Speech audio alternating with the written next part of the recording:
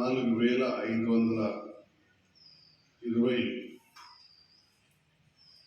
Double bedroom ఇళ్ల నిర్మాణం పూర్తయి 520 ఇళ్లకు పూర్తి స్థాయిలో కరెంటు స్తంభాలు, మెయిన్ లైన్, ట్రాన్స్ఫార్మర్లు అన్నీ కూడా ఏర్పాటు చేసి దానికి అవసరమైన నీటి వసతుల కోసం 7 కోట్లతోటి మెయిన్ పైప్ లైన్ నుండి టిఆర్ నగర్ వద్ద సంప్ ఏర్పాటు చేసి అలాగే సరస్వతి టెంపుల్ పైన కూడా ఒక ఓహెచ్ఎస్ఆర్ ఓవర్ ట్యాంక్ కట్టి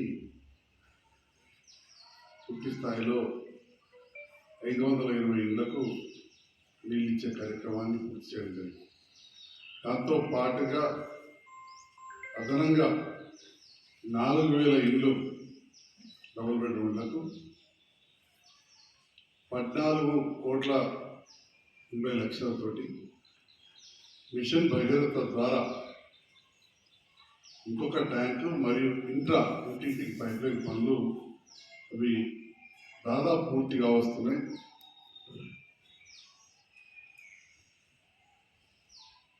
అక్కడ మౌలిక వసతుల కోసం సీసీ రోడ్లు కావచ్చు, సెప్టిక్ ట్యాంకులకు నిధులు కూడా ఇవ్వడం జరిగింది.